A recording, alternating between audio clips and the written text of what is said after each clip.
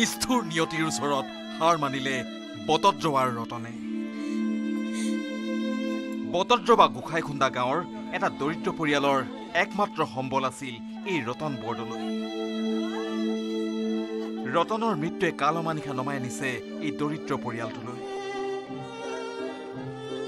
ডকমকাকাণ্ডৰ চাঞ্চল্য মাৰ নৌযাওঁতেই হোজাইৰ কোমৰাকাটাত যোৱা ৮ মাহ পূৰ্বে সংঘটিত হৈছিল মানৱতাক ভুলুণ্ঠিত কৰা এক বৰ্বৰ জঘন্য কাণ্ড। বটদ্ৰৱা সমষ্টিৰ গোসাঁইখুন্দা গাঁৱৰ মনসিং বৰদলৈৰ পুত্ৰ ৰতন বৰদলৈ ঘৰৰ আৰ্থিক অভাৱৰ বাবে কৰ্মসংস্থাপন বিচাৰি গৈছিল মণিপুৰলৈ।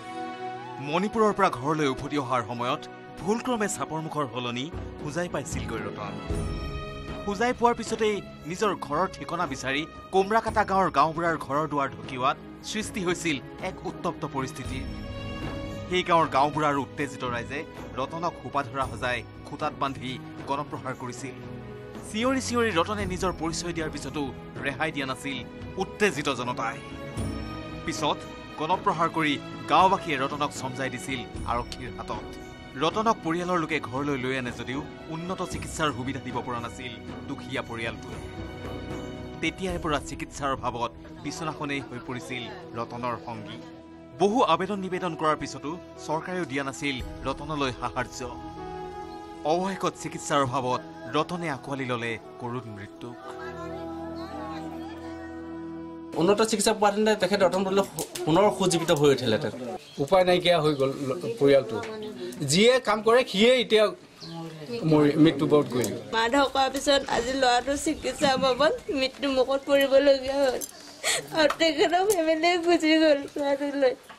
কোনো বিধায়িকা কোনো হেৰিয়ে সহায় নকৰাকতে আজি ল'ৰাটোৰ মৃত্যু মুখত পৰিবলগীয়া হ'ল।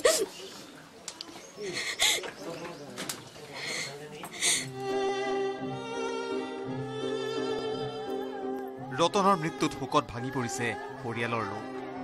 দিন হাজিৰা কৰি পৰিয়াল পোহপাল দিয়া ৰতনৰ মৃত্যুৱে নিথৰুৱা কৰিলে দুৰ্ভগীয়া পৰিয়ালটোক। সন্তান আৰু পত্নীকে চিৰদিনৰ বাবে গুচি গ'ল ৰতন। ৰতন গুচি গ'ল ঠিকেই, কিন্তু এতিয়া নিথৰুৱা পৰিয়ালটোক উদ্ধাৰ কৰিবলৈ প্ৰয়োজন হৈ পৰিছে চৰকাৰ আৰু সহৃদয়বান লোকৰ কৃপা দৃষ্টিৰ। ৰূপহীহাটৰ পৰা মোজাম্মিল হক, নিউজ 18 অসম নৰ্থ ইষ্ট।